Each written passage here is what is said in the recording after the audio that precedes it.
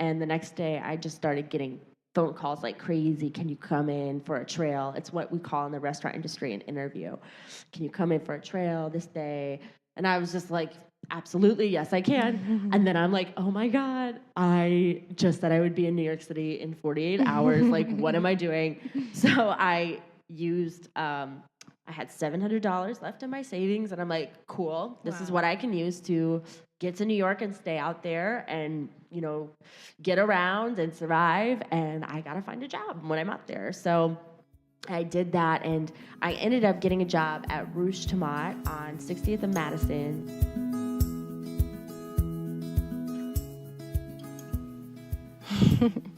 Yay. Hi, friends. I'm back. Feels so good to be back. That was Breanne Butler, one of the founding members of the Women's March, the largest single-day protest in U.S. history. I'm big mountain skier and adventurer Lynsey Dyer, and it's so great to be back after the last 2 months have been insane. From trekking 88 miles in 5 days at high elevation on the Cordillera Huayhuash in Peru, straight to skiing in Chile, to Burning Man with Robot Heart and one of the most progressive instruments of sound, music, and sound frequency, where I was fortunate enough to help facilitate a breathwork and sound meditation that I'm trained in. Then straight to Chicago to share my story and performance tools with some of the most progressive bankers and entrepreneurs in the world. Yeah, it's been an insane few months, and the podcast has definitely taken a backseat, but I'm back now training and preparing for the upcoming season, so you can expect consistent drops of the podcast with an insane lineup of guests. We've got over 60 interviews in the can coming for you, so prepare to be inspired. This is the Showing Up, a conversation in the flow, in person, with real unicorns I have the great privilege to sometimes come across, with the intention to inspire the unicorn in you to embrace your weird, do the thing, even if you suck at it, and fully show up for this one wild and precious life, even in these turbulent times. On January 20th, 2017, 4 million people across the country and the world marched together in protest immediately following Trump's inauguration. That rally continues today. Originally, people flocked to the streets in protest of everything from Donald Trump's administrative policies on immigration, human rights, healthcare reform, reproductive rights, the natural environment, and racial equality. The Me Too movement has also been a galvanizing force at these rallies. As you might remember, the pussy hats on grandmothers and other signage that I'd never seen until those protests. Now the focus of the movement is on its Power to the Polls campaign, focused on increasing voter registration, especially at midterm elections, and getting more women to run for office. Did you know that 76% of young people eligible to vote didn't? I can't believe it. 76% of us who talk a big game about voting just didn't show up. In the research I've done, many eligible voters claimed they would and then didn't show up. And the thing that I'm finding is we do care about making a difference, but in general, we just don't trust this current system. We see both sides misguided and fueled by greed and backed by corporations, and it scares us away and makes us feel like our votes don't matter and creates complacency. It's a huge problem, but it also shows the power that we would have if, in fact, we voted. So this is something I'm definitely inspired to talk more about. I caught up with Breanne at a blockchain event with my man in New York City earlier this summer. We talk about her unexpected and inspiring path from small-town girl to making it in New York City, following her passion of cooking healthy food as a chef, which landed her a gig with Facebook and eventually catapulted her smack dab in one of the greatest movements of our time, and the evolution of that movement since. This is a longer episode, but definitely one of my favorites. Breanne's amazing and just keeps showing up. Note, this episode does have a few curses, so if you're listening with little ones, be prepared. At around 39 minutes, the F word comes out, and that's really the worst of it. I hope you enjoy one of my favorite episodes.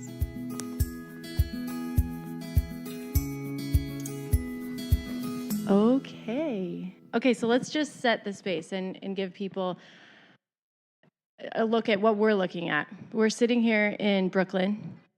It's a beautiful day. It's been raining and the sun has come out and it's gorgeous. It's afternoon. It's like the perfect temperature.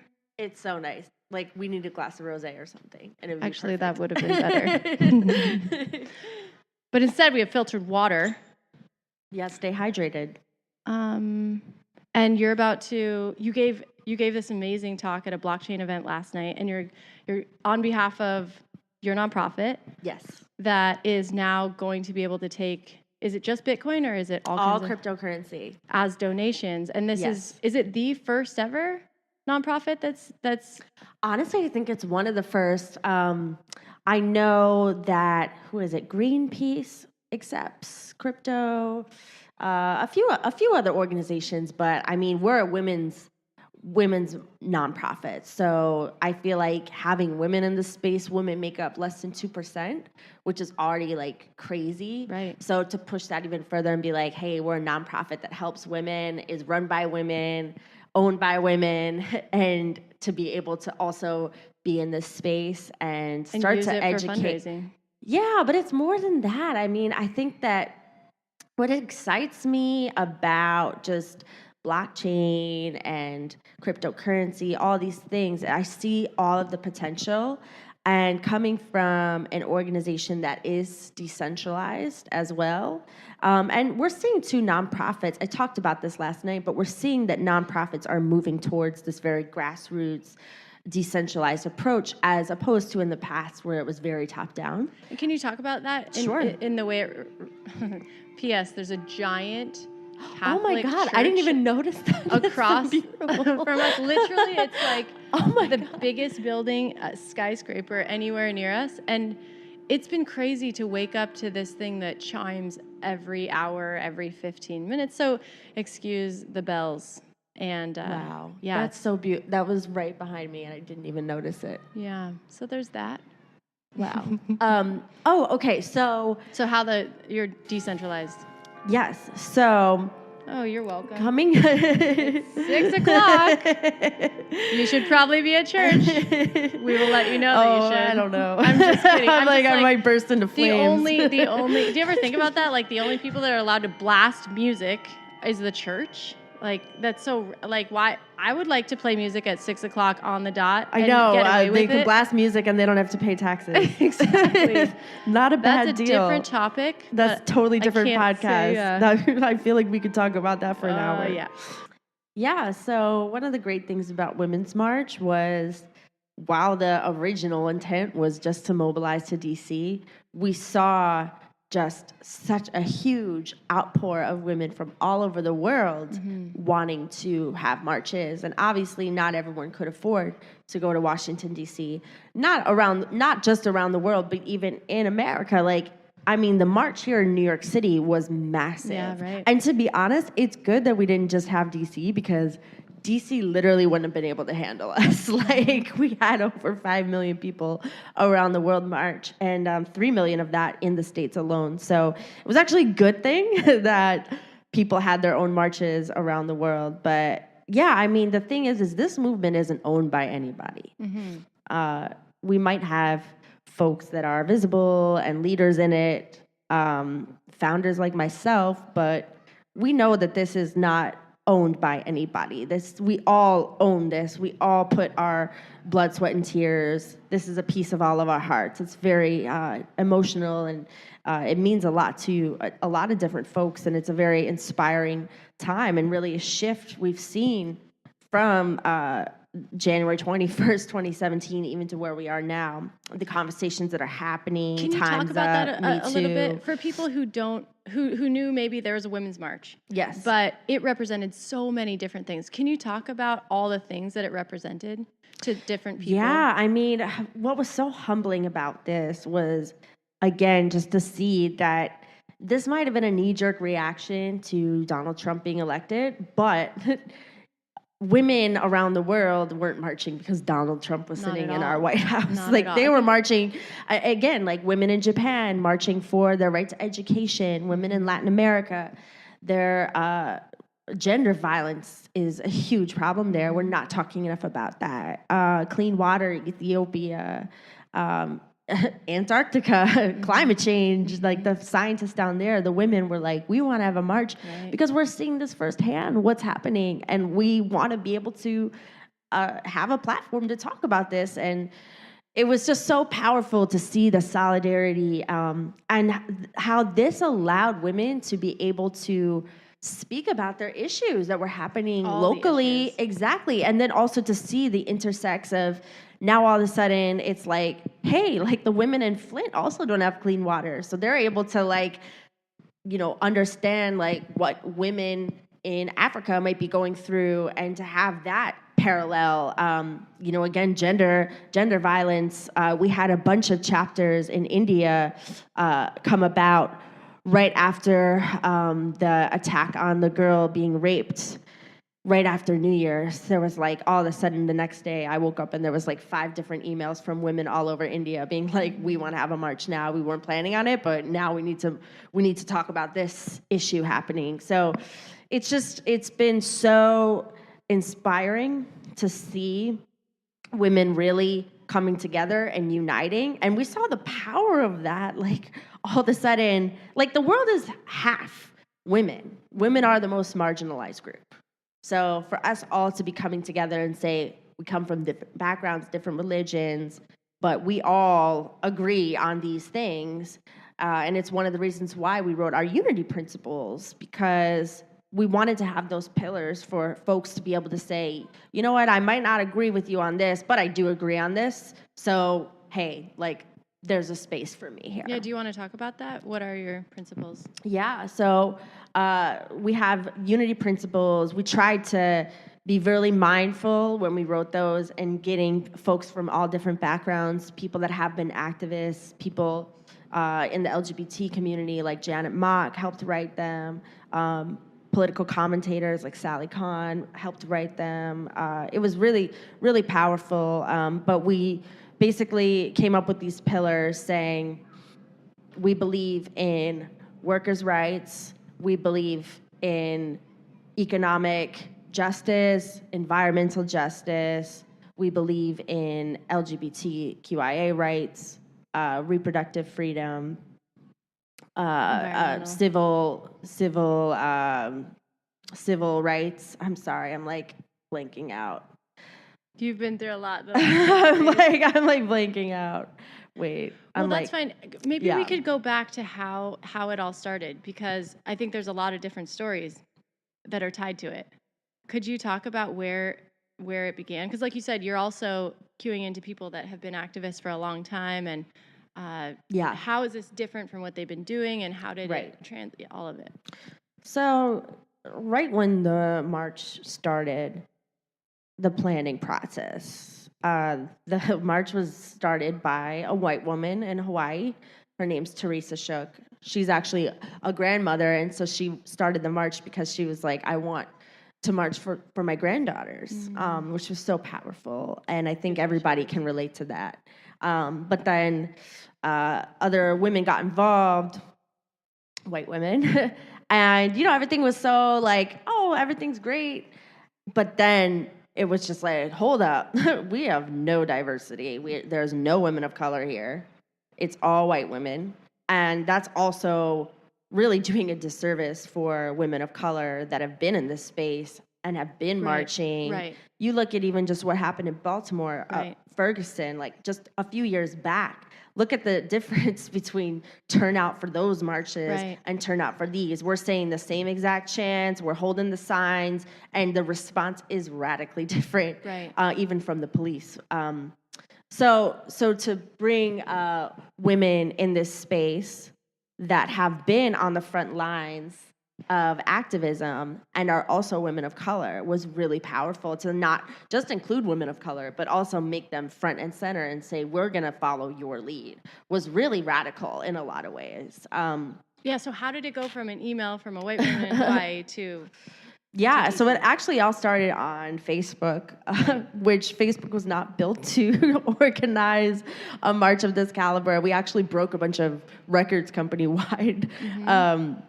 But yeah, I mean, it was just crazy to watch it all sort of go viral. I mean, I got added to the event like within the first day, and I used to work at Facebook. I was their pastry chef. So under my name, it just said Breanne Facebook. And I think that everyone thought I was an engineer because it was like, hey, your job is to create all the Facebook pages for everybody. Was that in California? Where was that? Where I was a pastry chef? No, for Facebook, working for Facebook.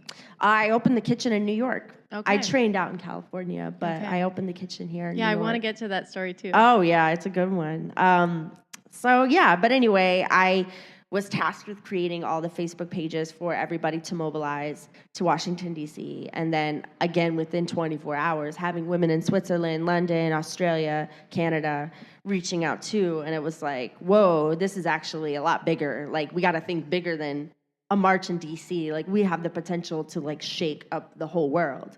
But also having women that have been in this space and their wisdom and experience, their guidance was also like super helpful. I think one of the reasons why Women's March was so successful was because it was a mixture of both activists that have been in this space, been doing the work, been through a lot, but also women like me that I grew up in Detroit. I'm a chef. I never been politically active before.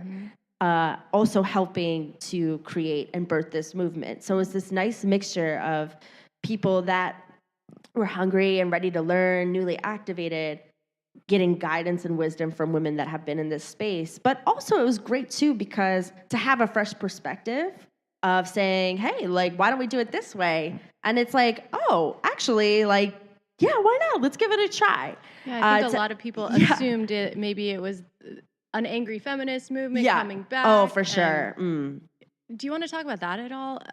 And the difference? Yeah. Well, it was very interesting to just hear right away the critiques. A lot of them coming from men, a lot of them just coming from trolls who knows what they even were. But people did not like the fact that we were called Women's March. It was like, why are you Women's March? Like, this is for everybody. Are men allowed? Right. Can they come? Why isn't it not called the People's March? Why isn't it the People's March? This and that. And it's like, look, women need to lead. Women are half of this world. Again, we're the most marginalized group. We need to be leading. We need to be leading. And men are totally, if you're an ally, like, absolutely, we need you. March with us. There's a place for you. Do you know any of those statistics? Now that it's based in science, that when you empower women, especially in developing countries, everything gets better? Everything gets better. I know there was a statistic that I learned. It was like, if you give women an investment, like, they'll take 70% of that investment and put it right back into their family and community, whereas men only do 30%. So it's like, I mean, again, studies have shown that if you invest in women, like, you're investing in success. Let alone the fact that in developed worlds, the women have more money now. Right. They are absolutely a force with their dollar. Exactly. There's power in our dollars. I made an all-women ski film, and approximately 40% of skiers are women, but they also run 80% of the household incomes. It's them that are deciding on all of the household where the family puts their money. And I had to put that out there over and over and over to get a chance to actually make this film, because before then there was maybe one female in ski action sports films. And what's so cool is now it's becoming more equal. But we had to raise all the money on Kickstarter, didn't get any support at first, and until it was a wild success. What year was that? I'm just curious. Almost 3 years ago now. Yeah. But yeah, it kind of turned the tables on. Everyone said, oh, women's skiing's boring. Oh, that will never work. No one wants to see women ski. And now we have actual statistics that show actually 60% of those that came to the show and downloaded the film were men. So it turns out there's actually a market for it. Wow. And besides the fact that women own the pocketbooks right now. I was living for the Winter Olympics this year. Like, when I was, especially the women just dominated skiing and snowboarding. I was like, I was on the edge of my couch, like, hell yeah, like, let's go. This is so awesome. Yeah, I was with you. I love the Olympic stories. You know, I could say a lot about, like, they're not the biggest things as skiers, they're not the biggest competitions, but to Yeah. the rest of the world, they really are. And just It the makes you stories- proud, though. It really just makes you so proud to just watch these stories of resilience The stories, right? and just everything they've worked so hard for, the sacrifices, and then to like see it all in that moment. It's just like so cool. Yeah, so I want to get back to your story too, and how you came to be. And your whole life, it sounds like you've been knocking on this door in a different way. Yes. We all have, right? In a man's world, in some cases, for sure. Being a chef. Yes. So tell me a bit about your story. Yeah, so I mean, rewind a little. So I was born and raised in Detroit, Michigan, which, as you know, that was a tough city to grow up in, especially economically. And my father lost his job when I was 10 years old. And my parents sat me and my sister down, and they were like, look, we can buy you an outfit for school the first day, and that's about it. Like, anything you want to do, camp or sports or music lessons, anything like that, you're basically, you got to work. And like, that you need to find a way to finance that. So at 10 years old, I mean, I started mowing lawns. I would babysit. I ended up baking. I was one of the ways I would bring in money. I would make scones and muffins for my neighbors, the bank, whatever I could do. I started making cakes. And what's your ethnic background? My mom is from Catalonia, and then my dad, I'm not sure what he is. My sister's trying to figure it out right now. He's a mutt. Yeah, he's white. I mean, we think we have some English background since Butler definitely sounds English. But yeah, so I just was always working, and I always loved baking. And when I was in high school, again, I knew that if I wanted to go to college, again, that was on me. So I started researching scholarships and such. And I found a scholarship at the local community college, Macomb Community College in Michigan. And there was an opportunity to be dually enrolled. So basically what I could do was my junior and senior year of high school, half of the day, I could go to college and take classes, just to get my basics out of the way and really set me up for a fast track to graduate. So I ended up doing that. And, you know, again, I wasn't really a kid, because in high school, like, here I am, I was working at Target, and I'm hustling all these other things. I'm going to college half the day, and I'm still in high school. Like, it was insane. Wow. It was insane. Was there a reason you were so motivated? I had to be. I just knew. I was like, if I want the life I want, like, I'm on my own. What were your hopes and your dreams about? I wasn't really sure. I didn't want to be in a position where I was like struggling. I think it was also, you know, I know that my grandparents were very successful. So fortunately, like, my parents were able to lean on them when things were really bad. But I knew that, I just knew I wasn't going to have the same opportunity. Like, it was difficult. Neither of my parents went to college. To this day, my mom's working in retail at 55 years old, and it breaks my heart. And I'm just like, how are you ever going to retire? And that also motivates me to think, like, I want to be successful enough that I can take care of my mom. I can totally relate. So yeah, I guess I've been a dreamer, but I've also looked at, like, just small, like, all right, what do I need to do next? Like, what's the immediate thing? So I knew, like, all right, cool, I need a car, like, I need a computer, I need to go to college. So I was in this, it was in my last semester of my senior year of high school. And I was like, you know what? I'm going to take a fun class. Like, I like to bake. I saw a baking class. I'm like, yes, I'm doing that. So I went to the class, and I had no idea it was the culinary program. I thought it was a home ec, like a la Martha Stewart. I walk in there. I'm like 17 years old. I walk in there, 30-plus-year-old guys, military, out of prison, firemen, just like tough looking guys, tattoos, like badass. And I found out that the baking class was required in order to get your culinary degree. So a lot of these guys were in the culinary program, maybe not too thrilled to be in the baking class. But I was just like, whoa, this is not what I thought it was. And right away, we were making cheesecake, and I'm like, oh, I got this. Like, I make cheesecake all the time. And all of a sudden I hear the chef was like, hey, you little girl. And I'm like, oh, that's me. I'm the little girl. Yeah. And he's like, we use spatulas in culinary school. And you're not in mommy's kitchen anymore, because I was using a butter knife. And I was just like, whoa, like, I'm in culinary school. Like, actually, I love cooking. I love the kitchen. Like, if I can do this, that would be amazing. It wouldn't even be work for me. I love it, and I'm so passionate about it. So I ended up graduating the program at 20, and I got a job right away at one of the busiest bakeries in Detroit. It's called Pronto in Royal Oak. I worked there almost 3 years. I learned how to ice a cake in 30 seconds because it was so busy.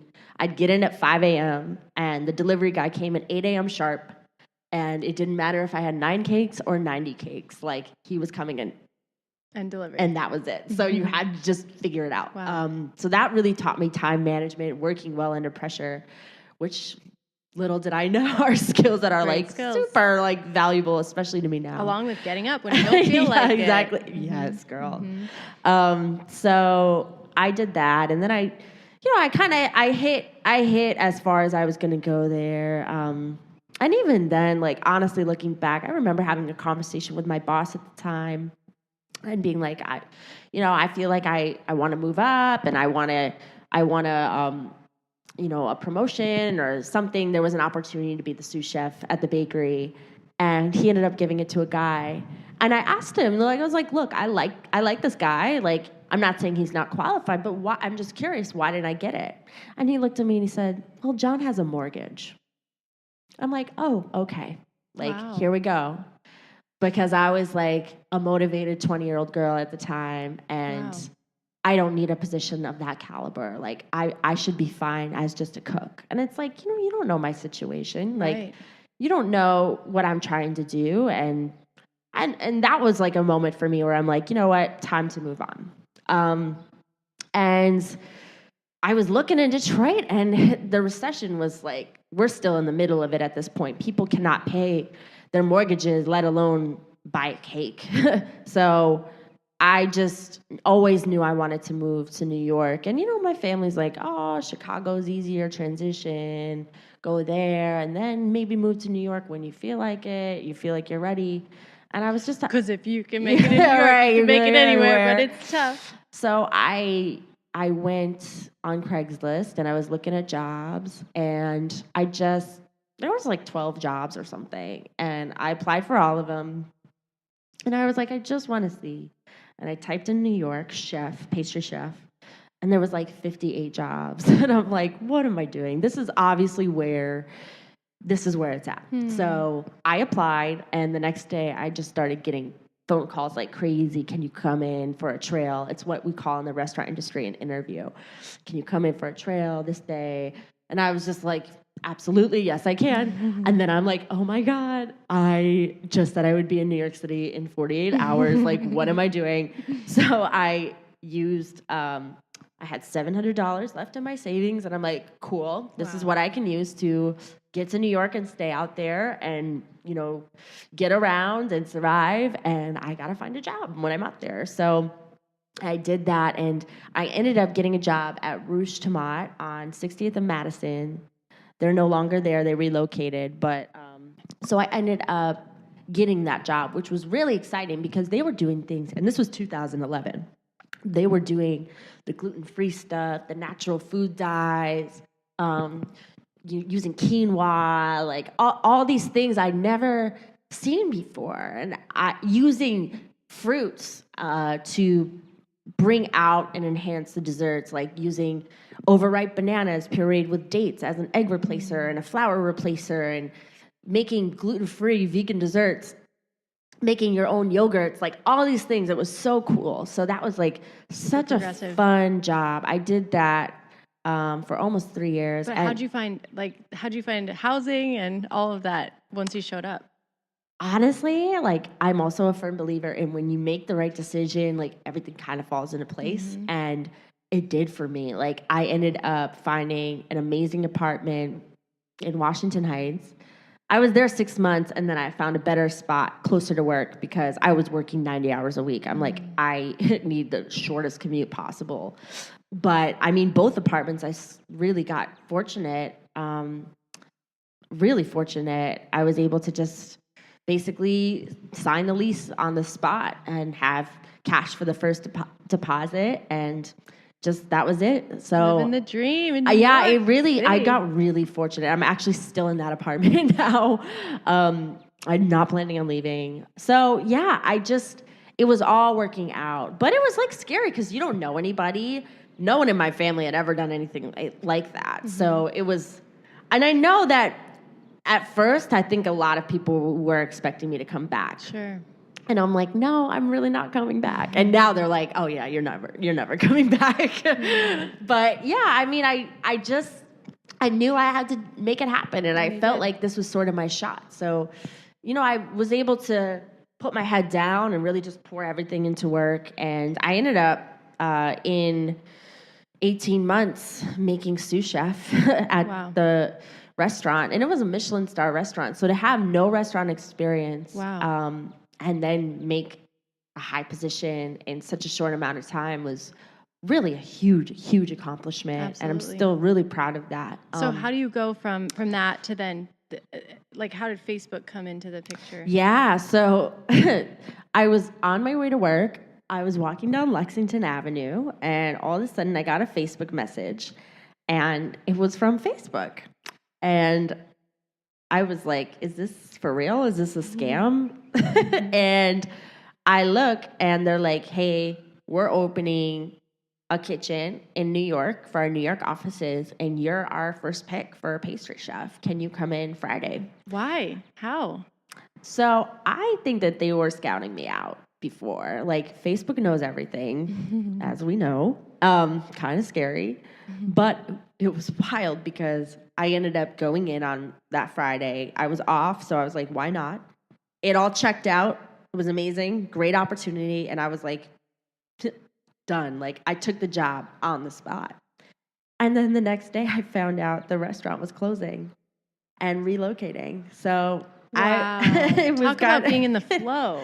Yeah. So it was like pretty crazy to like just all of a sudden like that, like everything's just shifting in just such a quick amount of time. Everything's just, you're on a different path. Right. And I've learned in New York, but in life too, you really have to be able to pivot and be flexible and just kind of be on your toes and be ready for whatever curveballs life throws at you. So yeah, I ended up going to Facebook, and I was there 2 years. It was great. I met a lot of amazing friends. Did you ever figure out why they chose you? I was awesome. Because you're awesome. I was awesome. I mean, my desserts were dope. And like, especially Facebook. Do you think they were looking for a profile of a... They definitely had my desserts before at the restaurant. But I was young. I was hungry. I was creative. I was very creative. I still am. And I think, too, the appeal of being able to make healthy desserts was also a big thing because progressive and people modern. Are very health conscious, especially when they were opening the New York office. They were recruiting a lot of folks from San Francisco, Menlo Park area. So it was incentive too to just be like, hey, we're having our own in-house pastry chef, right? Yeah. And I had 100% in scratch policy. So we made everything, even sprinkles. We would make our sprinkles. Like, we made our own ice cream cones for the ice cream machine. We made our own toppings. Everything from scratch. So of course they chose you. You are the best, period. I can't take credit for all of that. I had an amazing team, Jana and Sydney, who I actually brought over from the restaurant with me. And it was just this badass like trio of girls. Like, we were unstoppable. And honestly, it's crazy because even the chefs after I left are like, how did y'all do that with 3 people? Like, that's like a 6-7 person crew. Like, but again, like, hire women because we're awesome. We figure it out. But yeah, so I was there 2 years, and then I started my own business. That had always been the goal for me. And, with Facebook and other tech companies, like, it's hard because they make it very comfortable for you. And you're like, I could literally just stay here forever, but you want to push yourself too. Yeah, I've worked in one. It's amazing. It's great. Free spin Everything's classes free. Everything's amazing meals. Yeah. You don't have to leave. You don't have to leave. But it's also like when you have goals and ambitions and you're trying to, especially if you want to have your own business, like you're kind of like, all right, you have to ride the high of being connected and have access to amazing people, but then also sometimes you have to just jump off the ledge and try to spread your wings too. So I started my own business, and it was great because I ended up having Facebook as one of my clients, Facebook, Instagram, Twitter, Pinterest. Wow. A lot of the tech companies knew of my desserts from just coming and having lunch or dinner. So it was really easy to just have all these clients already, which I was really fortunate. But all of that, so here's like the segue into activism. So in April of 2016, I was asked to do cookies for Hillary Clinton for a fundraising event. And Eva Chen, who does the partnerships at Instagram and was just a big fan of my desserts, was like, I'm doing this event with Dyer von Furstenberg, can you make cookies for it? And of course, I remember it was one of those things where I know exactly where I was, what I was doing. Right. When you got it was almost midnight. I had a batch of cookies in the oven, and I like called my mom because I was just so excited. And she's like, is everything okay? It's midnight. And I'm like, oh my God, I'm making cookies for our first female president. But it was crazy because, I went to the event, and all of a sudden, I just realized I had been in my own bubble. I had not been paying attention politically and what was at stake with this election. And to be honest, I had voted, but I was never really invested in politics. Yeah, and I think a lot of never really actually got the importance of that, and I totally took for granted our democracy and our freedom, our rights, especially as women. And that event really shook me because I'm seeing people literally with tears in their eyes. Like, there was a gay man that stood up and was like, we just got our right to vote, or not to vote. We just got our right to get married. Mm-hmm. And now that could be taken away. Like, we just adopted a little girl, and to not be recognized as a family would be devastating, especially since we just got that. We just got a taste of that. And it also got me thinking too, like, if we have a woman in the highest office, then maybe women can be taken seriously in management positions and leadership positions. I struggled with that, just climbing the ranks up in my career, especially so young, being taken seriously in a very male-dominated industry, in a very especially an industry that is extremely sexist. Right. A lot of harassment, and you almost just have to deal with it because... Yeah, that was one of my questions. It sounded like you weren't dealing with that. You were just getting some amazing I would just, and there would be times when, you'd feel the wooden spoons hit your ass and some derogatory comment, and you just kind of roll your eyes, say fuck off, and then you keep cooking. Mm-hmm. And having to deal with that all the time. Like, I remember there were certain people I didn't want to walk past because I knew if I walked past them, I would get a comment.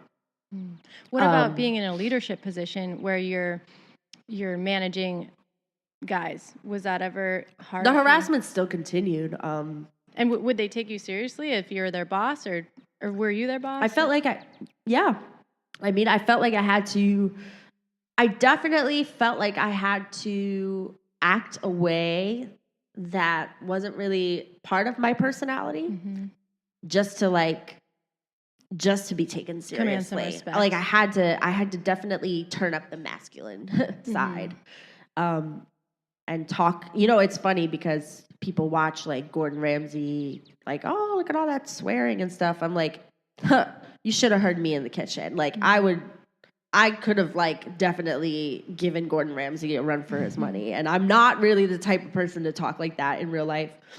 But that was But a I had coping to as a mechanism. front. It was like it was definitely my armor, because I felt like I had to act that way in order for people to take me seriously and respect me. And especially in a culture where it is so male dominated, a lot of older men too, to act aggressive. Sometimes that's what you need. You need to act that way in order to be taken seriously. Sure. At least in my mind. I don't know now that I'm older and have had this experience, I don't know if I would act the same way, to be honest. But when you're young, you just feel like that's what you have to do. Sure. You don't have a choice. But it's just like, why do we have to do that? Like, why can't we just be respected as like, you're my manager? It has nothing to do with you're a woman or a man. If you're blue, if you're whatever, like, it doesn't matter. Like, you're my manager and you're the chef and you're here for a reason.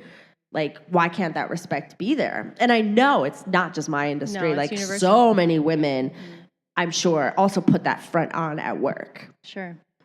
Okay, so you're at this event. Yeah, I mean, I remember that moment too, when all of us, we had just had this big win on the environmental side, and all these things had been protected, and then everything was at stake for being lost. So I remember that. Yep. Exactly. So then what? It was just a light went off at that. So a light went off. Fast forward to election day. I was invited to Javits Center.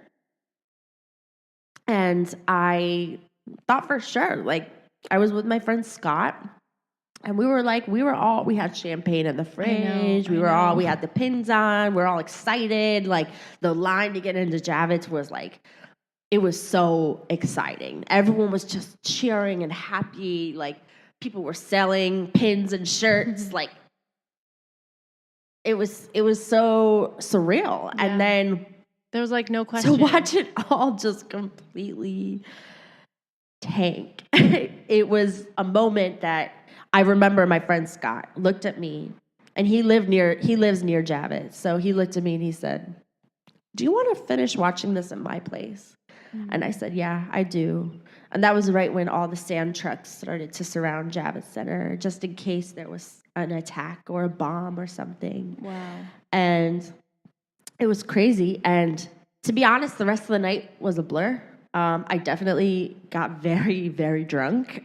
And I think a lot of people did. I completely blacked out. And it was one of those things where you wake up and you hear the helicopters, and you could hear a pin drop in New York. And you're just like, is this real? And I ended up... What were the helicopters? Helicopters just like... Keeping the peace? I bet there were probably news reporters. I mean, CNN and Fox, MSNBC probably. I mean, I don't know. Like, I actually don't know. It could have been security for all I know, but it was just wild. And you feel like you're just in this nightmare.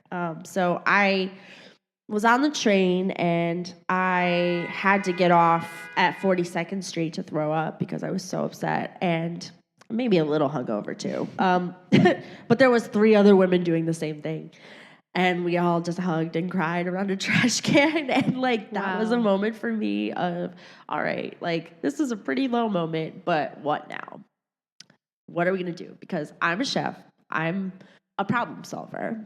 Like, I can't wallow in a dark place for too long. How am I going to pull myself out? So I went home, and it was right after her concession speech.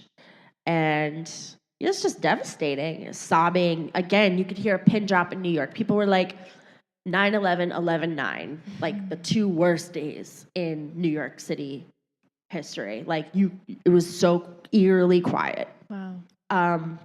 And I went on Facebook and I saw an event, and I saw a call for a march the day after the inauguration.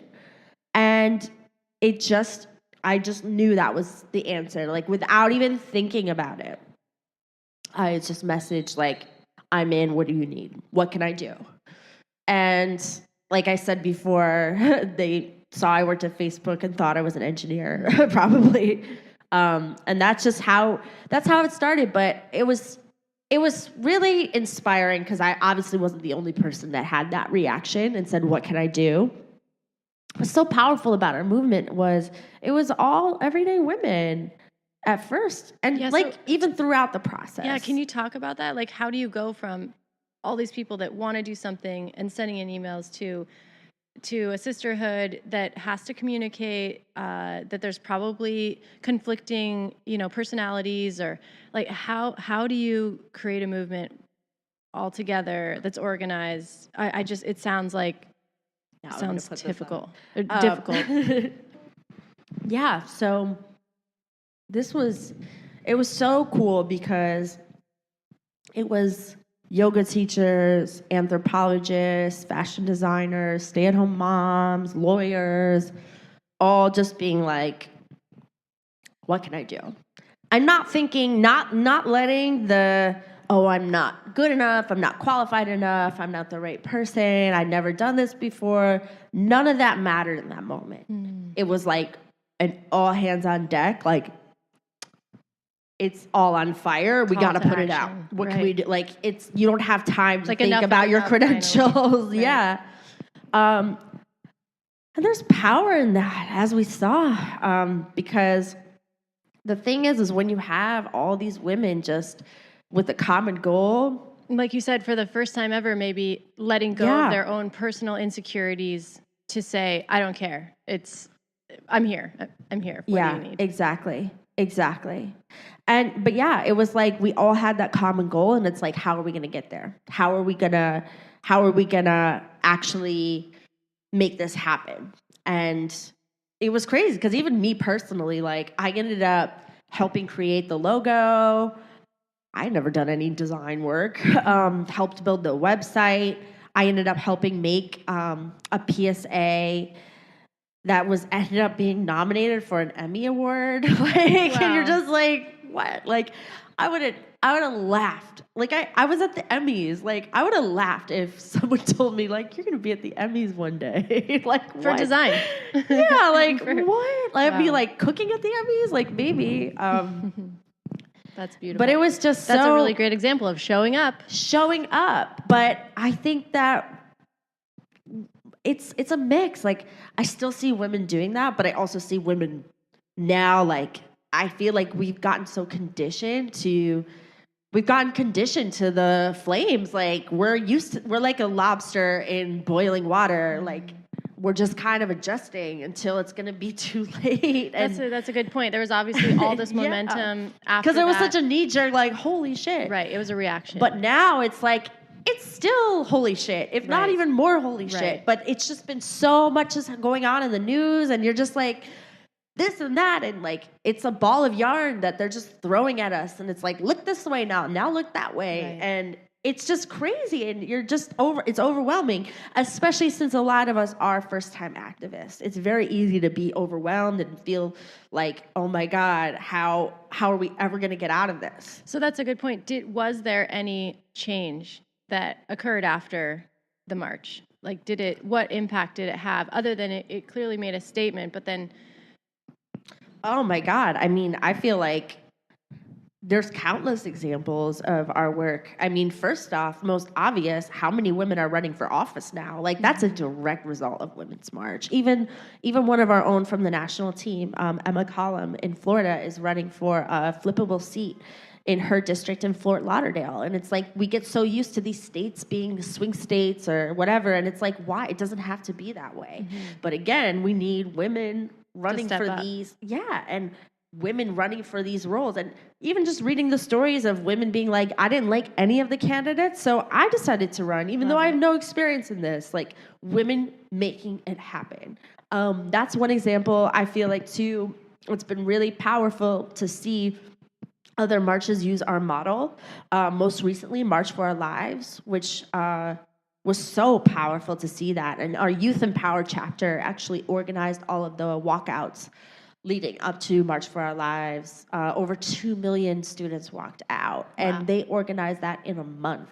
Crazy. Like, my cousin Elise even organized the walkout at her school. Wow, and that was probably so much to do with watching you. And Which is like, but again, you just don't know who you're going to touch and who you're going to inspire and impact, and especially when it's somebody close to you and literally your blood, like, it really means a lot. But yeah, that's one example. I think too, just even these conversations, women saying, you know what, I'm not going to be silenced. Look at what happened with Me Too and Time's Up. I mean, that's also too, we had Rose McGowan speak at our convention, and that was her first time speaking publicly after all of the things around Harvey Weinstein. Azia spoke at the Women's March Rome in 2018 as well. It's been so powerful to see that also, and just women realizing what happens when we put our heads together, we work together, and we're not always going to agree. Going to your point earlier, like, of course, this is a lot of strong personalities, right? Women that are resilient and like movers and shakers, problem solvers. So of course you're going to butt also heads. Sensitive, exactly, empathetic, and also too, it's so passionate for us, and it's so personal, it's emotional, and literally personal for a lot of us. Like, especially women that have been in this space, women that have been victims of gun violence, women that have been victims of harassment, or their communities are literally being torn apart. Like, they're literally worried about if they're going to survive. Their moms being like, I might get deported. I mean, it's all so personal for so many of us. But again, women tend to just absorb that and just be like, I gotta make it happen. I have to let it all just roll off me, and I have no choice but to wake up every day and fight as hard as I can. Right, but how do you get things done? Like you said, when things are so emotional and people probably have a vision in their head about the way it should be, and someone on the other side says, well, no, it should be about this. And everyone, they care, like you said, but they're maybe come from different spectrums and communication. You know, when it comes down to it, as a team, how do you organize a revolution? Because, like you said, being that it is so emotional, in working together, and maybe giving up your own, need to feel heard or whatnot for something different. Does that make sense? Yeah. So I have a nonprofit, right? And we do so many things by committee, but it takes so long to get things done. You've got to give everyone their say, and so we have so many incredible volunteers, and everyone has an opinion, and you want to give everyone a voice, and so often you just can't make everyone happy. So I'm just wondering if you guys have encountered that, and how you move forward with what you're going to do, how you're going to do it, who's the lead, whose feelings get hurt, how do you, you know what I'm saying? Well, I think that it's, first of all, recognizing you're never going to agree, and that's okay, and to have those difficult conversations, lean into them. But I think that that's another important model of decentralized networks and grassroots movements. You do listen to the people. You try to weigh in and listen, be able to adapt, be able to admit when you mess up and say, that was a mistake. Like, so many times we would post something, messaging or whatever, and we're like, cool, this is awesome, post to our 1 million+ people, and then all of a sudden it's like, whoa, not cool, don't like that this is rubbing me the wrong way. We really dealt with this, particularly in the disability community, which again showed that, wow, we have a lot of work to do. Mm-hmm. Even the women that have been in the activism space for so many years were like, wow, I'm learning right now about this.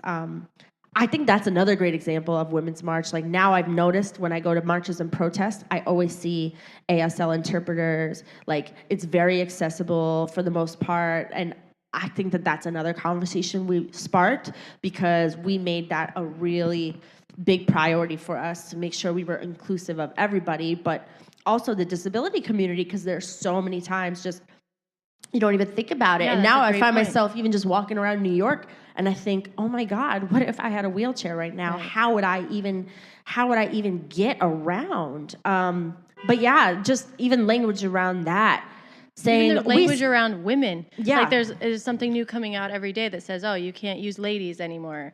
And this is what, right. it's things we're learning, and I have a nonprofit for women. Well, and also too, like another like kind of controversial thing that I still get asked about sometimes was the pink pussy hats. Like a lot of that became a symbol for a lot of women of like again a very personal thing Sure. for older women that couldn't go to the march, for them to be able to knit that and say this is my contribution. But at the same time, like it was also like, okay, like not all women have Right. pussies and not all pussies are pink. Like, let's talk about that. Wow. And Sure. you don't even think about that. Right. And there's again, I think that there's a big educational part. A lot of it's just conversations. And a lot of it too is being open, being willing to change, listening. It's so important, and just connecting with folks on a human level, even just putting your biases aside, putting your differences aside, and just honestly listening and trying to really meet somebody where they're at and say, you know what, maybe I have always done it this way. Maybe I thought that statement was amazing, but you know what? This is more important, and I'm willing to Unity. yeah, Unity because is that's most more important. important. And that's why, again, when you have things like our unity principles, those pillars, that just constant message of ladies, like we need to get together and we need to stay united. Can you talk we about can't that? Are there afford that. any downfalls that you've found in working? Are most of the people all women that you're working with? Are there men and women on your board? From what I've seen, it's mostly women. There's someone named Bob, but it's a female. Yeah, right? exactly. Yeah, it's all women on our board. We do have a few men in the space, but again, like I think that that's a great example. Like most people don't even know they're there because they're allies. Right. They know how to take a back seat and again let the women lead. We even had the guy that did all of our tech stuff for the march, Sam Frank. He ended up bringing his sister on, who also worked at his company, I think. And he was like, you know what? I'm going to take a seat back and let her lead this Wow. as like the lead of the tech for the march. And I'm going to just be a support because she needs to, this is about women and Thank you. I want to support Thanks for her. that example, because I think that brings up a really good point, is that this isn't anti-man in any No, way. no, Do you no, have no, any no. stories about that where it was like the men got behind it, and any stories? Yeah, I mean, I think, well, Sam's a great example Yeah. of somebody that got involved in this Yeah. space. We also have Ted Jackson, who is just an amazing person, and he's very politically minded, did a lot for Hillary. And he came and helped us as well. He's still helping us right now with our Power to the Polls campaign, where we're talking about getting people to the polls for midterms. He's helping organize that. So So is that your main strategy now, is getting people activated to vote?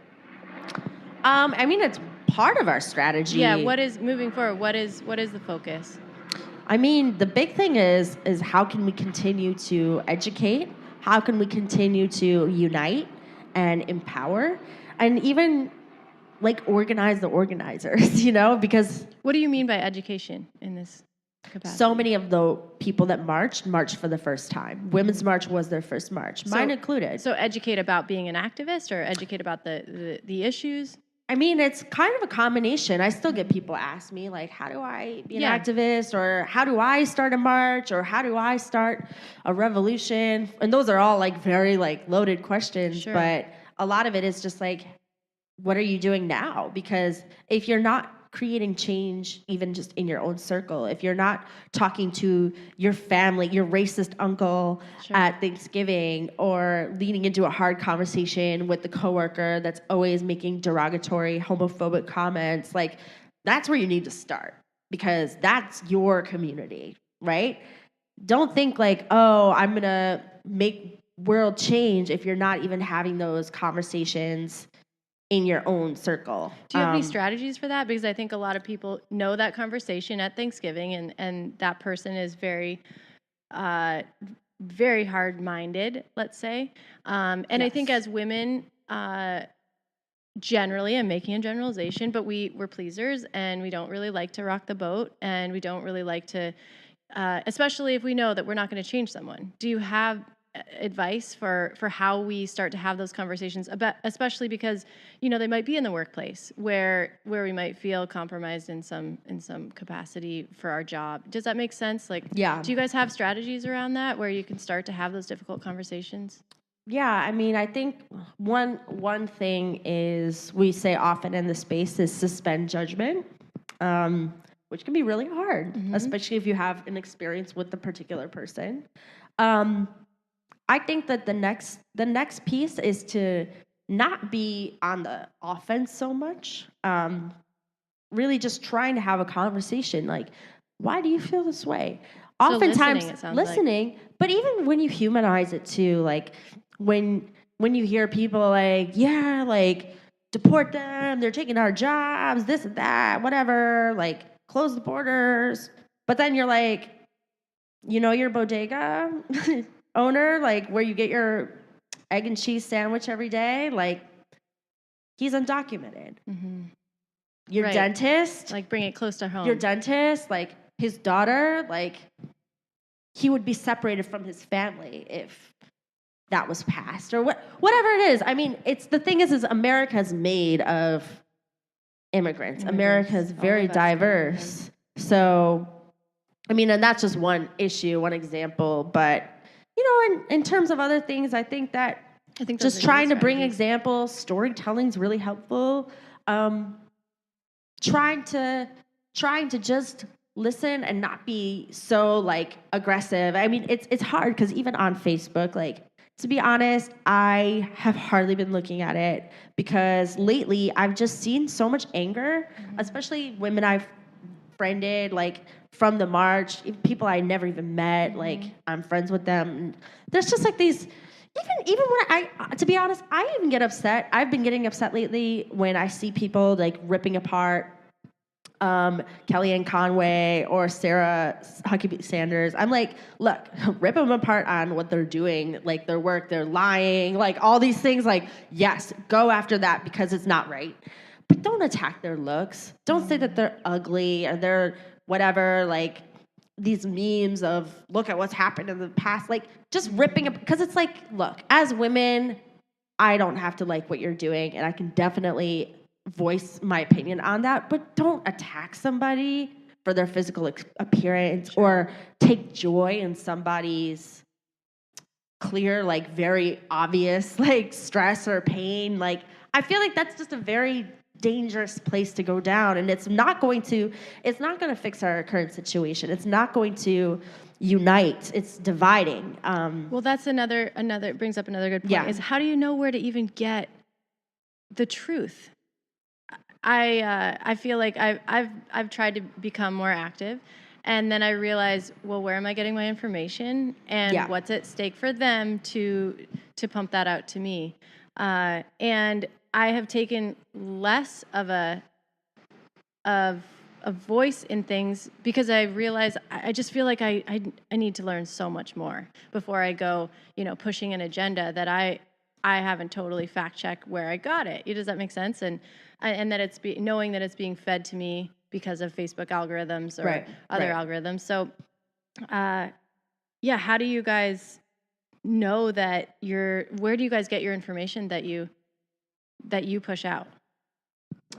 I mean, I'm not on the communications team, so I can't answer that. But for me personally, I think that's a good point. You get part of a team. Part of our team, and you pick what you're good at and how you can contribute. Exactly. Like I'm definitely not on social media making the posts, and I don't know how our team does that because they're amazing. But yeah, I actually just stopped watching the news. It's too much. I have been listening to international news and reading international news, which For me, I really like because Like the BBC? I'm a big fan of BBC Yeah, me too. International. Also, they treated me really well, just with interviews and such for the march. So I have a good relationship with them. But I really like them because I like that they talk about what's happening around the world. Because again, like I feel like for me, this march really opened my eyes to what women around the world are dealing with. And I care about that, and we should care. And you look at even what's happening right now in Venezuela, don't be fooled. That could be us in 10 years. Right. Yeah, can you talk about that for people who might not know? Yeah, so basically, like, the economy there, the government was super corrupt, and who controls the economy? The government. So right now, women that might have like 7 years worth of savings now have like $100 in their bank account. Like it's absolutely crazy. That's why you're seeing, these women and kids, men, whatever, like literally like raiding grocery stores, like trying to get food. Like it's chaos. And even just following the protests that have been happening there, like there are women leading that, and it's actually crazy. Like there's this one woman, I can't think of her name, but I follow her on Instagram, and like you literally see her with like empty milk jugs filled with sand that she uses to lift weights just to get physically strong, because she's literally like leading protests and like pushing tear gas out of the way, like rubber bullets, like throwing them back. Like, wow, we need to know who she is. Yeah, I'll find out for you. But it's just like, oh my God, like these women are literally fighting for their lives right now. And that's why the danger of complacency is so scary to me, because if we aren't careful, like it's going to be too late. But the trouble is that so many of us face like, well, you could lose what you have, right? We're comfortable. We're comfortable enough. Yes. Not to really put it all on the line. One, I think about it, and honestly, I don't know how many people are going to be listening to this, but we were even talking about this last night. Like, honestly, we should be marching like every single day until this guy's out of office, until we can actually get some answers, shut this corruption down. Like, it should not be a once a year thing. Like, we should be hitting the streets every day. Like, it takes constant pressure and consistency. But again, we need to unite on these things. We need to say like, hey, we might not all agree on every micro issue, but we can agree on this. Now let's do something about it. Sure. Let's not just tweet about it or like put the rage on a Facebook status and then wait and see how many people like it and share it. Like, that doesn't work. That's not effective. That is a good point. Yeah. So it's just crazy. But I feel what like is effective?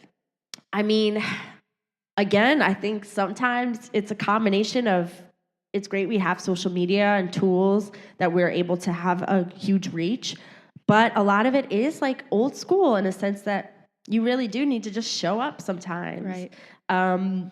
There's power in even just how we spend our money as women. Like we helped organize the Day Without a Woman, which was March 8th of 2017, where we had a strike and we said, look, like, women aren't going to spend money. Don't go to work. If you have to buy something, buy from a local business or a women-owned business, a person of color-owned business. Like, I mean, that alone, even if we talked about, like, how can we talk about taking our money out of corporations that are supporting folks? And that has happened. I mean, you're seeing, even just recently, again, with all the NRA stuff, you're seeing corporations that have always supported the NRA dropping and saying, oh, nope, we're taking our money out of this. So it is effective. Like, that pressure is effective.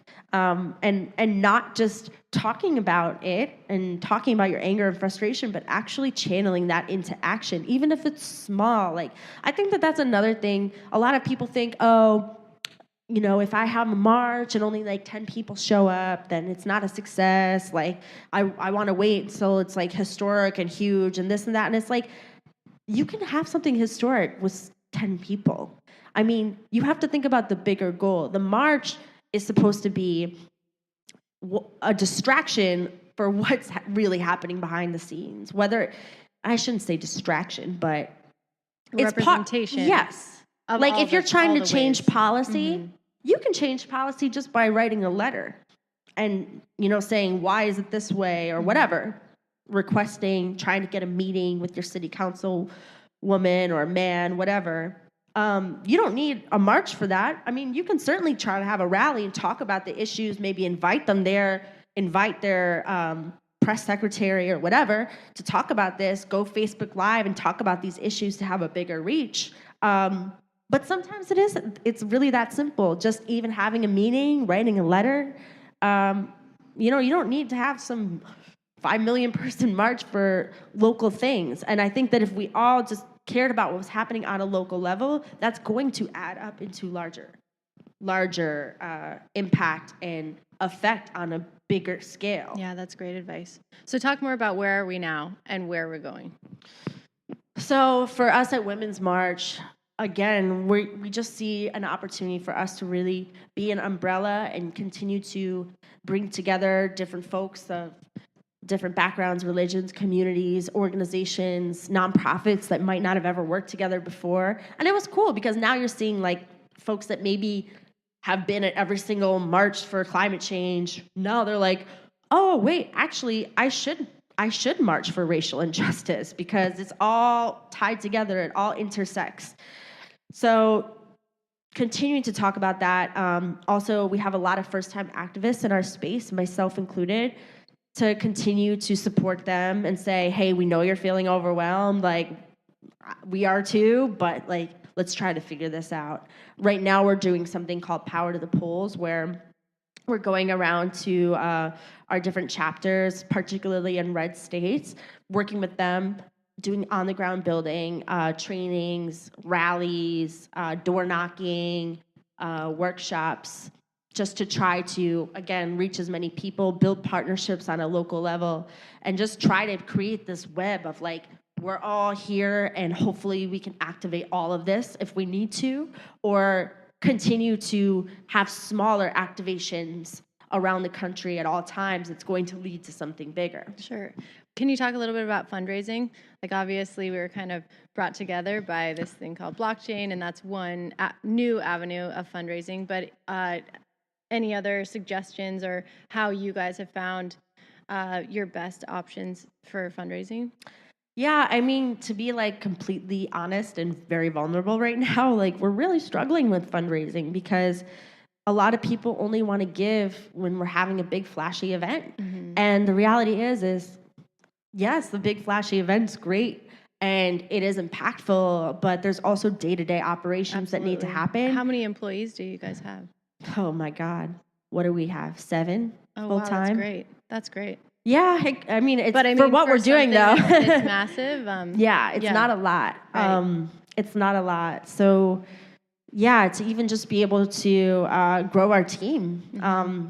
But again, that takes money. It takes money to employ folks. Mm-hmm. And then also too, like we want to be able to take care of our people. Like we're talking about equal pay and, a lot of these women like are mothers or they're on their own like me, like it takes money to survive, right? So to be able to say like, yeah, we want to offer insurance and benefits and things like that, but all of that costs money. Yeah. And even to be able to just, again, do the on the ground building, like do the face-to-face. We have chapters all around the world to be able to visit them and say, we're here. Like, you don't have to just talk to me on a screen. Like, I'm going to actually meet you in person, see your community, meet the people you're talking to, working with, but plane tickets cost money, hotels cost money, car rentals cost money. Yeah. So, I mean, we do have options on our social media to donate. We'll send newsletters here and there.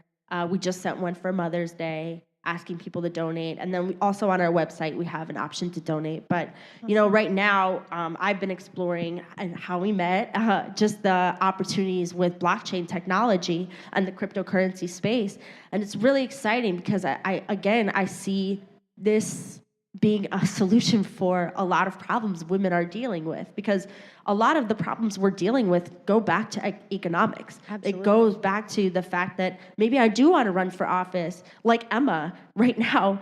Emma knocks on doors every Saturday, asks people to donate to her constantly, but Fort Lauderdale's only so big, and it costs a lot of money to run for office. And so Emma needs more people donating to her besides folks in Fort Lauderdale and her friends and family and people she went to college with. Like, other people need to be invested in those local elections as well.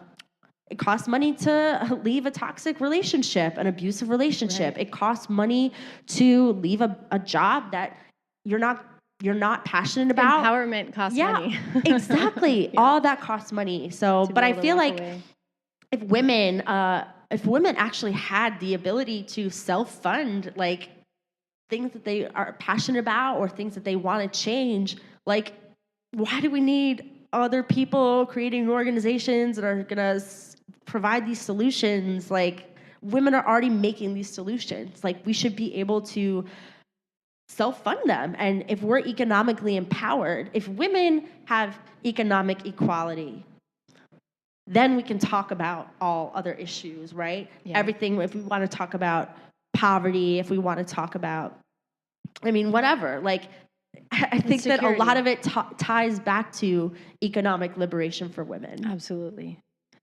Well, so I have a question I didn't really prepare you for, but as an empowered woman, as it sounds like you've been really, really focused your whole career on making it on your own. Where does love fit in? You know, and have you ever come at the crossroads of like, I really want this relationship, or a relationship is important to me, and it's also in direct competition with like you said, you worked 60 to 80-hour work weeks initially. So how I don't know your history at all, but like, you see the big smile. I have a big smile on my face right now. So I'm actually like, this is like, I guess my first time talking about it publicly. But I've been so blessed because I met somebody. He's so great. I'm like I'm literally just so happy. He makes me so happy. And he's in the social impact space as well. Oh, wow. And so, you know, it was one of those things where I wasn't expecting meeting anybody. I kind of told myself, to be honest, I was like, I'm not even thinking about relationships right now. Like, I'm doing way too much. Like, I gotta just work on me and like trying to save the world. Like, the last thing I need right now is some guy that's gonna like stress me out or like not text me back or like waste my time. Like, I can't deal. And I actually met him at our convention in Detroit, which was so funny because he lives in New York. But like, it was just so weird that I met him in Detroit at our convention, like literally at like a protest. And when was that?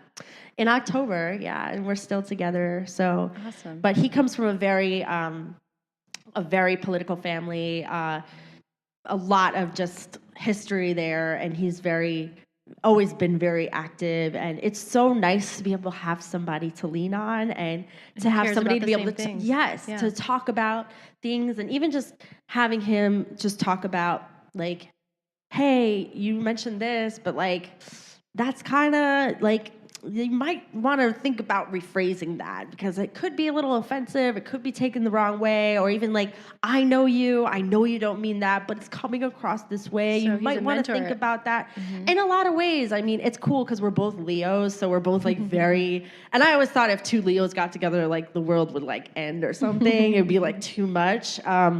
But it's good because we're both really passionate. Especially when it comes to social impact, like. But I'm assuming that you have to make time for your career. Yes. And I'm assuming that this stuff, that all of the social impact stuff, you're not getting paid for, or can you make a little bit of a living there too? Well, I mean, I'm employed by Women's March, so awesome. Yeah. Okay, I wasn't sure. Yeah, I'm one of the employees, so it's great so it's to have that for you. Yes. Oh, that's awesome. It's great to have that. Okay, so. How do you make time though for a relationship also, and has there been any instances where you had to choose? It's hard when I travel a lot, and he travels too. But my thing is, of course, I'm a chef, so food. Like, we got to eat dinner at some point, right? So it's great because he'll come over and we'll cook together, and when we cook, we talk about what's going on, what's happening, and then we'll sit down and eat.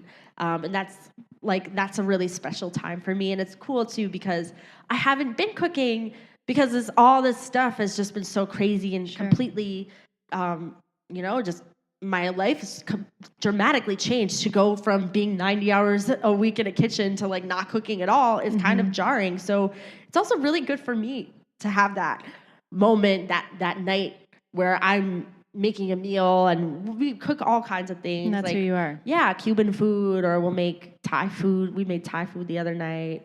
So it's really great integrated. to have that. Yeah, okay, that's great. I think it's just, again, finding what your everyday is, and then just how can I squeeze this in so I'm not going out of my way. And honestly, I just want to segue into, I feel like that's my answer for women in general that are like, I might not have the luxury of being full-time employed, exactly. Right.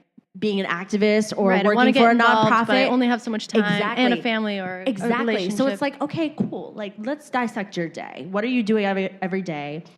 What are things you care about or are good at? Maybe a hobby you do. Like, maybe you teach yoga like twice a week or something. Okay, cool. Like, have you ever thought about how maybe folks in this nonprofit space might need a guided meditation, or might need like a specific yoga class, or even women in your community that can't afford your yoga class, have an open night where it's pay whatever you can, or go to the community center for, troubled, abused women, or whatever, a homeless shelter. Like, there's so many opportunities, a jail, like Rikers Island, go there and do a guided meditation. I mean, that's just one example. So it's not so much of like, oh, I'm overwhelmed, I'm like doing all these things, I'm like really feeling outside of my box with.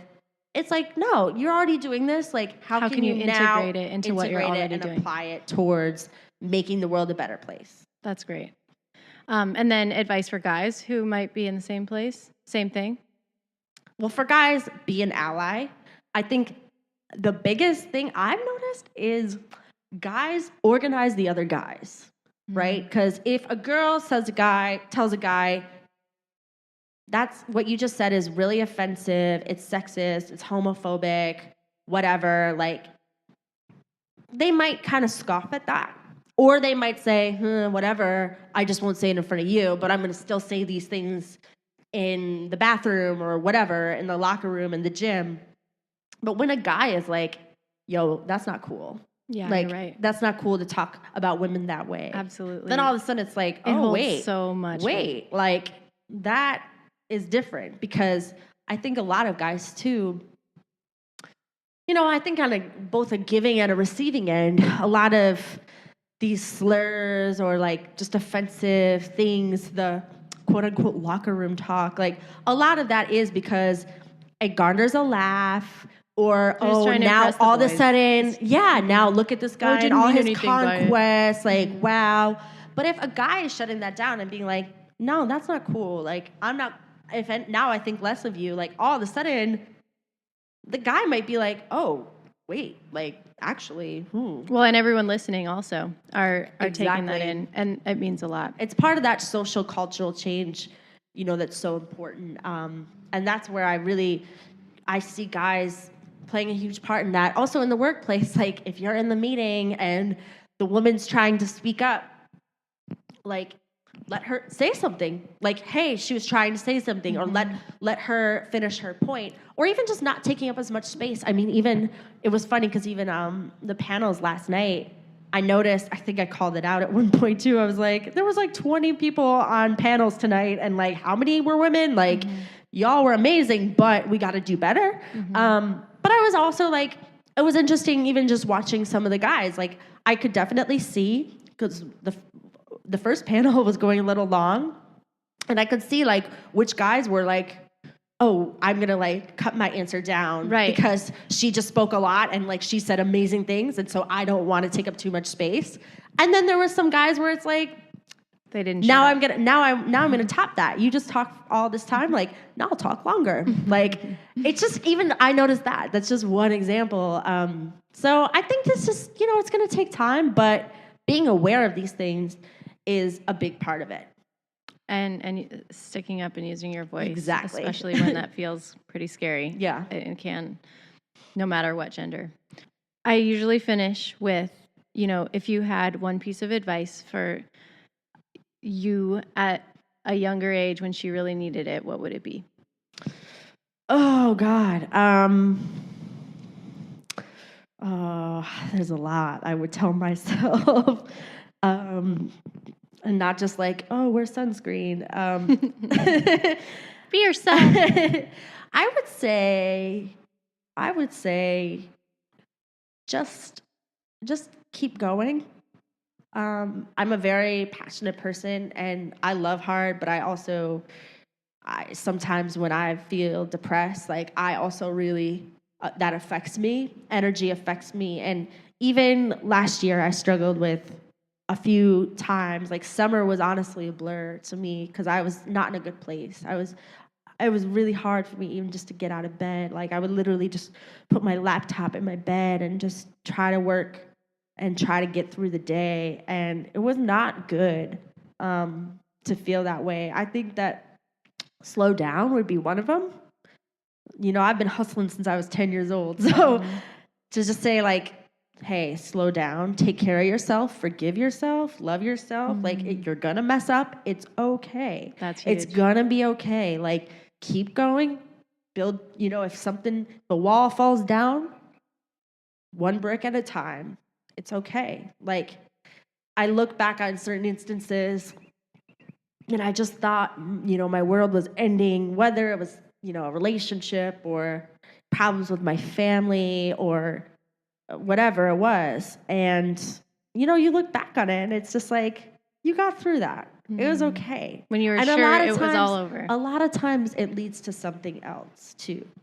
When something ends sooner than you thought it would be, or friends that you thought would be in your life forever, your ride or dies, all of a sudden stop talking to you and you're devastated. But then it's like, guess what? Sometimes people come in your life, they serve a purpose, and that purpose is fulfilled, it's okay, and then they leave. And sometimes you have to just be okay with that. And it's not just people, it's jobs, it's whatever, instances, it's passions, all those things. Like life is always evolving. You have to be able to evolve with it. You have to be able to be open and oftentimes just kind of walk through the door. I think that that's another thing. Or keep showing up when you don't even know. Exactly. Just and it's okay. It's okay. Like sometimes you literally have to just like, Cheryl would always say that, Sheryl Sandberg, like get on the rocket ship. And it's true. Like with Women's March, that's another great example. Like I remember in the thick of it, like in the first 3 days when everything was going viral, the New York Times is calling me, like everything's crazy. I'm like, what is going on? This thing is gonna be huge. And I had a choice. I'm like, this is year one of my business. I make a third of my income from November to December between Thanksgiving, Christmas, New Year's. I had a choice. Am I gonna give that up to put this march on? It was really scary. And a lot of people were like, I love you, I always support you, but like, you sure about this? Right. Like, you sure these women don't know you? They don't know your story. They don't know what you're fighting for. They don't know, like, you literally have nothing, like, no one's supporting you. It was super risky, but I just knew in my heart it was the right thing to do. And I'm like, you know what? Here's the thing, like, cookies, food, it's always gonna be there. This time, what women are going through, and I'm actually in a position to create change. I'm actually in a position to lead on these issues. And that's not by accident. Like there's a reason I'm here and I don't understand this and I'm scared. But at the same time, I had to keep going because I'm clearly meant to be doing this. I'm clearly meant to be here. That was beautiful.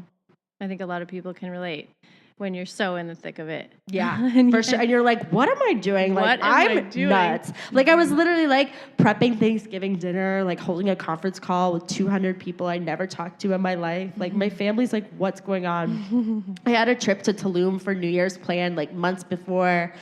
And I'm like waking up at 5 a.m. and like shooting emails and doing Skypes and stuff. And my friends are like, what are you doing? And I'm like, I can't even explain. Like, this is crazy. But there's also something so beautiful, right? About having a mission. Well, and it was so beautiful after, because I think a lot of people didn't really realize what I was doing. Because I literally didn't have time to explain what I was doing. Yeah. And then all of a sudden they're like, the march happened and they're like, oh my God. Right. You did There was all this that? momentum. How did you? Oh, that's what you were doing It's got to at be 5 tough a.m. though, right? Without that momentum. Of course, Really leading up hard. to the march, you've got all kinds of things building, but to keep that momentum has got to be tough. And it's something I struggled with last year, to be honest. Sure. Like and a that's giant why high, as high as you could get. Well, and that's why the whole like slow down. And at least for my situation, like I'm like kind of serious. I really haven't stopped since I was 10. Like I've always just hopped from one thing to another, and they've always been really intense projects. Like definitely on like a fast track. And you know, to go from my own business to then Women's March, like, and all this, just also, it wasn't just like physical creative energy. It was also like draining emotionally and just sad watching the news, and you're so carrying, you're like emotionally putting this invested. burden of the world on your shoulders. Right. And it's just like, whoa, like, here's the thing, like, this is horrible, but I have to just try to look at the immediates. What can I work on? What can I What do you have control directly over? impact right now? What do I have control over? Letting go of things I don't have control over, and just trying to stay positive. Like, all right, well, here's what are the good things right now? What are some positive things, some positive stories? Even if it's something small. And a lot of people would email me just little things like, I just want to let you know that I heard you speak, 5 months ago, and I ended up organizing like whatever at my school, or whatever it is. That brings up a really great point It's too. so- if you are it's so great to encouraged by hear that. someone to Yes. let them know because they you need don't it. know. And I think that a lot of people think like, oh, she's like just going around and talking and inspiring and this and that. Well, I struggle too. It must be so easy for I her, struggle and she's so too. confident. And it's nice to like have somebody Yeah. come up to me and be like, hey. And I think that oftentimes when you're a leader, like there's a reason there's that saying, it's lonely at the top. And I'm not at the top by any means, but as a leader, I think that oftentimes people don't think, oh, I'm going to encourage you. Like you're meant to encourage and inspire me. You've already got it all. Why would anything I say mean Exactly, anything? But also the little bit of hate that you might get as someone outspoken. Yeah. When someone says something positive, because it's so easy, right? Like often it's a small group of haters that are the trolls or whatnot, but they leave a big impact. And so if you do have something positive to share, Exactly. absolutely, that makes the world Yeah, a better lot of too. people want to take us down, take me down, take others down in the space. But it's just like, you know what? You can't even worry about it. You have to just keep going. Awesome. Anything else you want to share? That's good. I It think. was so great. Thank you so much. Yeah. Good luck at your next gig. Yes. Big dinner. She's going out. She's representing. Going out. Oh my God. Later, New York. Yes. Well, friends, that's it for this week. Thank you so much for listening. I absolutely love it when you leave reviews or share what you thought of the episodes on the socials. Sometimes these reviews and responses have absolutely brought me to tears. So truly, I love it when you participate. Make sure to leave us a review on iTunes if you haven't, and help us spread the word. We're a young podcast and we need to get this word out. Until then, see you in the mountains, friends.